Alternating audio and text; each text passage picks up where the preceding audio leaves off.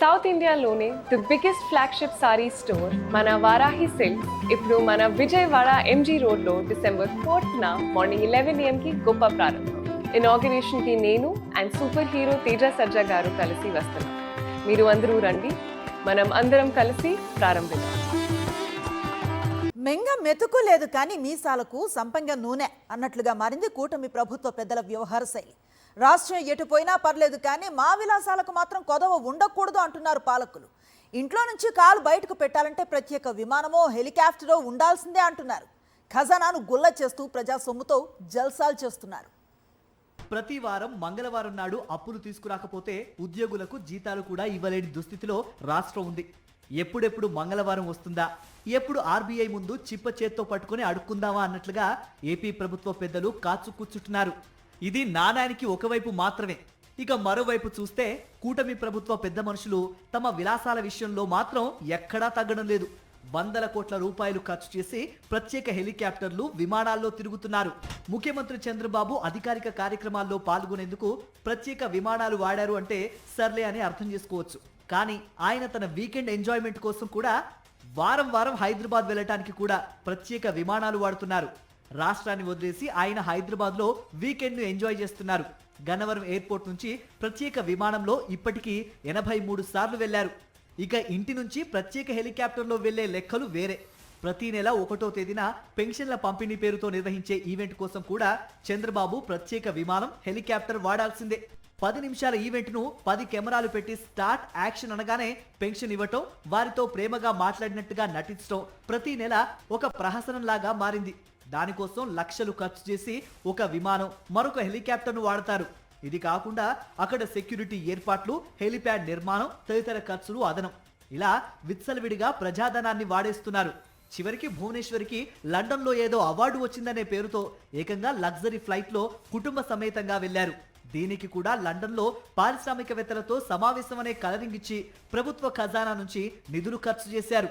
ఈ స్థాయిలో ప్రజాధనాన్ని దుబారా చేస్తున్న ఏకైక రాష్ట్రం, ఏకైక ముఖ్యమంత్రి చంద్రబాబేనన్న చర్చ దేశవ్యాప్తంగా జరుగుతోంది. ఇక డిప్యూటీ సీఎం పవన్ కళ్యాణ్ది ప్రత్యేక స్టైల్. ఆయన ఉదయం మంగళగిరిలో టిఫిన్ చేస్తారు, మధ్యాహ్నం లంచ్ తిరుపతిలో చేస్తారు, రాత్రి డిన్నర్ హైదరాబాద్లో చేస్తారు. అది ఆయన స్టైల్. ఎప్పుడు ఎక్కడుంటారో తెలియదు. ప్రత్యేక విమానమో హెలికాప్టరో లేనిది ఆయన అడుగు బయట పెట్టరు. సినిమా షూటింగ్ల కోసం లేదా ఇతర వ్యక్తిగత పనుల మీద తిరుగుతూ తనదైన జల్సాల్లో ఆయన మునిగి తేలుతున్నారు. మంత్రి నారా లోకేష్ కూడా అదే రీతిలో జల్సాలు చేస్తున్నారు. క్రికెట్ చూడటానికి దుబాయ్, ముంబై వెళ్తూ ఉంటారు. నిజానికి వారు సొంత డబ్బు ఖర్చు పెట్టుకుని ఎలా తిరిగినా ఎవ్వరికీ ఇబ్బంది లేదు. కానీ రాష్ట్ర ప్రజలు పన్నుల రూపంలో కడుతున్న డబ్బును ఇలా తమ ఇష్టానుసారం విలాసాలకు ఖర్చు చేస్తుండటమే ఇప్పుడు చర్చనీయాంశంగా మారింది.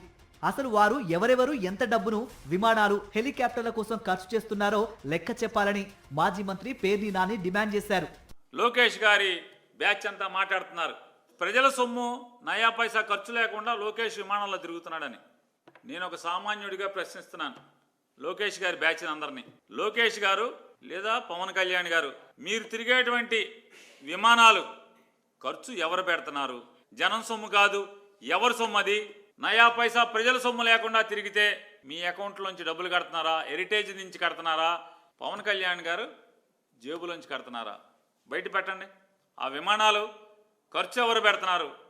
వారం వారం అప్పులు తీసుకురావటం, వారం వారం వీకెండ్ ఎంజాయ్మెంట్కు వెళ్ళటం రాష్ట్ర ప్రభుత్వ పెద్దలకు అలవాటుగా మారింది.